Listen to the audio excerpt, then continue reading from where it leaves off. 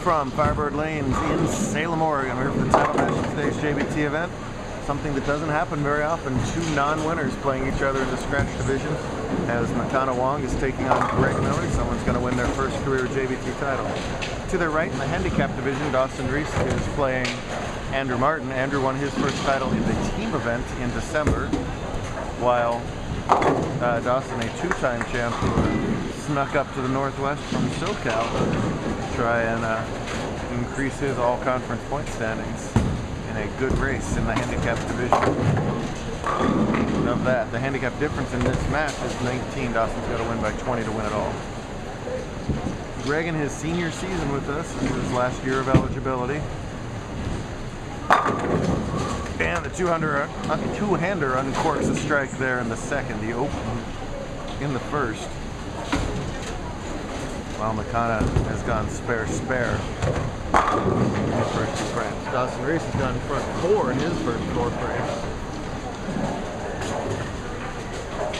Said he has to make up 20, he's made them up. All he's going to do is stay ahead for the next 6 frames. That's it. Simple as that. Right over the 5th arrow for Miller, and that ball just fades the whole way, and as a result doesn't turn the corner in time, leaves a half 10.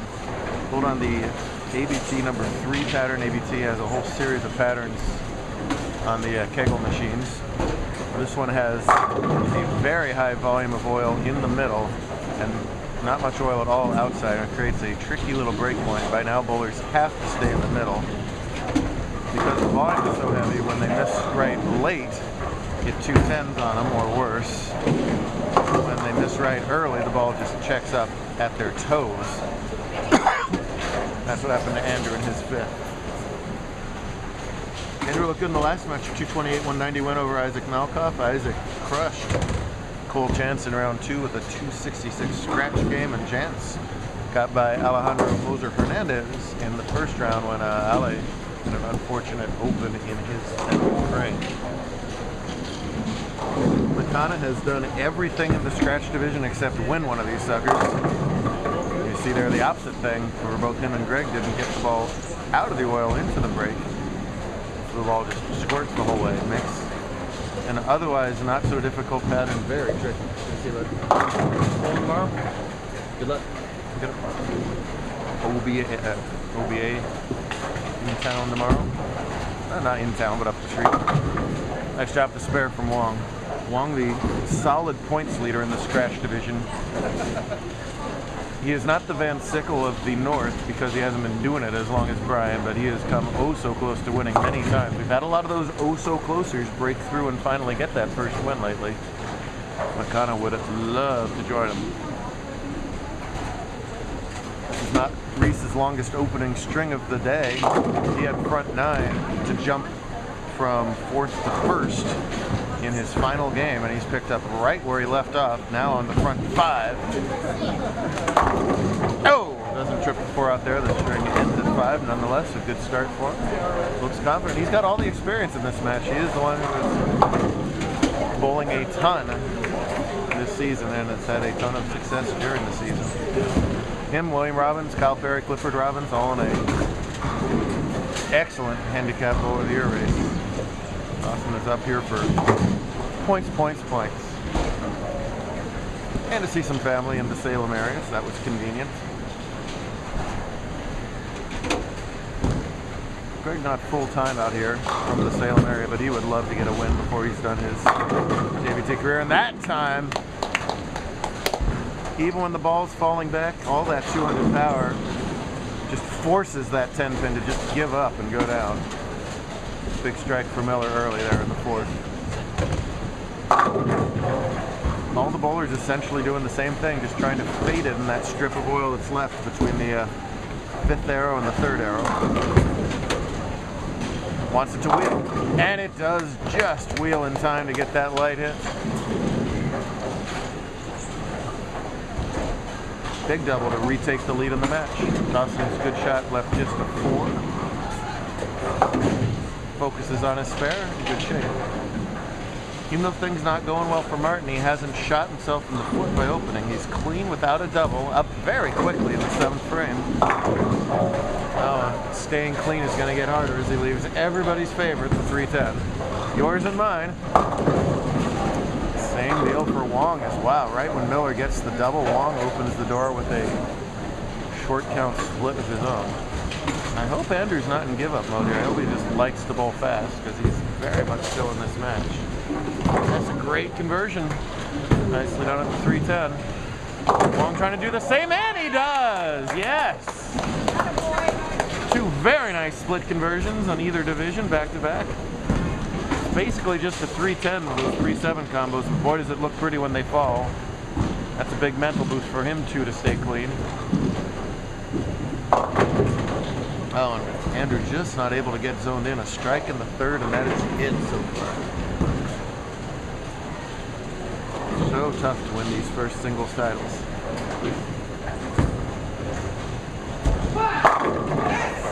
Wow. Some noise from Makana. That is the most aggressive reaction I've seen from him ever in title matches. He wants to get that monkey off his back very badly. Who can blame him? Nice job of the spare for Martin, but the frame's starting to run short. My tripod, by the way, is essentially a no pod at this moment. That's why it's kind of doing some odd unintentional movement here. We'll try our best to minimize that as much as possible. Miller to answer Makana's noise with noise of his own, and he does by crushing his best shot of the match. For all Reese's success, and he's by far the most successful bowler still bowling right now, he's still had plenty of seconds himself lately. And oh man, not a bad shot, but the 4-9 keeps Martin alive. Miller for 4 now. Wow, at first he wanted it to wheel, then he realized, whoops, bad idea. Let's hold up here. Fortunate breaking up the split and only leaving the 310. There's Reese's ball at 4-9. Only gets the 1 out. He's got 184 through 8. And again, he's got to win by 20. 185 through 8. He's got to win by 20. Martin got a theoretical 150 scratch plus the 20. So Reese still leads by 15 in very good shape. Don't forget that. Fill up this always important night frame. Miller trying to avoid the chop. He does. Fast action here, great stuff. Eric and his team always make us very welcome here in Salem. Brilliant recovery from Reese. Put that bad break out of his mind. He gets that pivotal ninth frame strike. Martin has got to suddenly find it, and he hasn't shown much signs yet in this particular match of doing so. Let's see if he can catch fire in his last frames. Maybe he will. That's his best shot of the title match. Very much in it, but he needs at least this first hit in the 10th to make it exciting. Heating up in both divisions now as Wong gets his double. He's clean with that double, but he's dropped over a mark of count to find it. Fantastic strike ball. Let's see if he can maintain it. There's, oh man. See, that ball got right early, checked up early on him. Now the best Martin can do is 190. That's 210 with pins. And Dawson would just need 8 pins on 2 balls. So looking really good for Dawson, which is interesting to the person 3 feet from my right. Makes the 310 for the second time in the match. That's some great spare shooting, just not enough X's to go into it. 1, 4, 3, and he splits the board. Virtually two-handed power. He clears that thumb and just saws on that ball so fast. That's how he's gotten to be points leader. Just a devastating strike ball. It's a toss-up there, 140 through 7, and Wong with a 2-pin lead. Andrew needs every pin just in case. Even that solid 10 doesn't help right there. It's a clean 189. We say make your spares. He did, but Dawson needs to stay behind the foul line.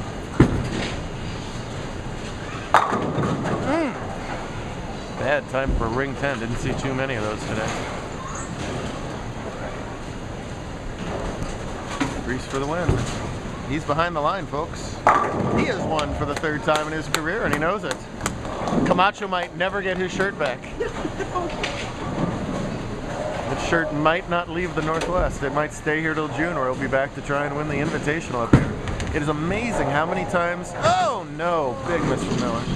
want to finish that thought. It's amazing how many times that happens where someone goes way out of confidence and comes up with one of their best performances. It's just that little extra travel, I think, somewhere in the back of an athlete's mind that, man, I just got to make this trip worth it. Try just that extra percentage harder, and that can turn 190s into 230s like he just bowled right here. You are so allowed to let off some steam. Can I knock the chair backwards for you? No, because you're maintaining. She's trying so hard right now. It's adorable. Man, 2 bad breaks for Millers. He threw 2 really good shots in stone 10, stone 7s. Stone 10 and then a swishing 7, I should say. Dawson gets a big thumbs up, as he should over there. Martin bowled well, but just Dawson came up with the goods that he needed. 243, 243 to 217 after you add in the handicaps final over there. Miller's got to cover this 7. He does. He's got, as he gives himself a facetious self-congratulations over there. He's got 205 maximum. Wong with 9 spare strike, 9 spare for, I believe, 208. Let me check. 119, 148, yes, 208. So if he can just stay clean and hold 3 pins of count, he'll have his first title. Well, William Robbins, how those Southwest.com fares look. Wong doesn't like it, and he shouldn't. Wow, and there goes those 3 pins of count immediately. That's problem A. Problem B, a very tricky spare, the 369. Especially on this pattern, it's going to want to grab so early. I've seen a lot of people have trouble with the 3-6 combos. Oh man, and one more time the 3-6 gets another victim. And from a chance to shut out Miller, Greg has the lead by a pin on a bench. 174 through 9 on the open for Wong, 155 in the 8th on a spare for Miller. That spare cost Reagan Laurie the girls' scratch title match today as Jessica Holbrook won that game. Reese did lose the U17 title match. I guarantee you he doesn't care right now, but BDA, Brian Eloise Anderson picked up that win. Well, we've seen most bowlers recover great from these pivotal spots, so O'Connor's got to do the same, and he does. Just in time, that ball started to face up to the pins to carry out that light 10. All that power will do that for you. Essentially, anything McConnell does, Greg has to do exactly that to win by a pin. I think it was the Northwest sweatshirt, Dawson. It was the Northwest hoodie.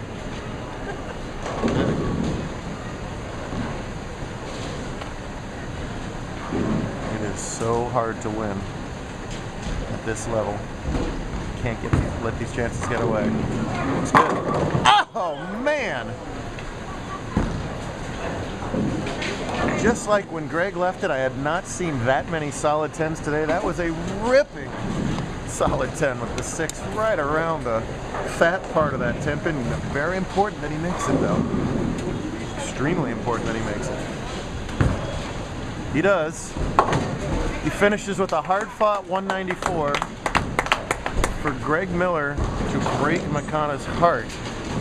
He needs strike and any spare for a 195 1-pin win. The 9s on this ball, he needs spare strike to tie. If he gets less than 9 on this ball, there may be a couple people named Wong horizontal after this. His mama can't even watch. That mama. What a moment for both these bowlers.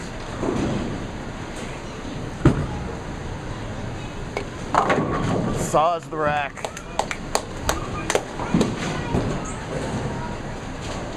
Boy, where he had gotten really bad breaks in the 8th and 9th with the 10 and the 7, he gets a pin action that ball is designed to do. Holds the count and now just needs any spare. Certainly not a gimme. More work to do. He would love an X here and not have to shoot anything. You wouldn't want to shoot a 5-pin 2 feet away from your toes. That's what you need to win. Annie Mark, join the Champs Club. Wide. It's dead flush. Boy, you think you didn't want that? Oh.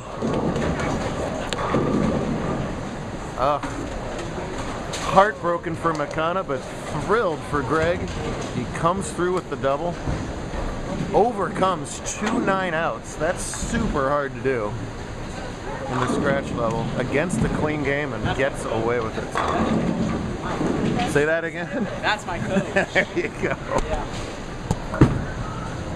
He does it. 203 to 194 is a really exciting final. McConnell's going to win that title. I thought it might be today. Greg Miller said, no, sir. That's my coach. Great stuff from Salem. We do it all over again tomorrow. Pick your poison time. Some other variables too. We'll talk about it tomorrow. See you then.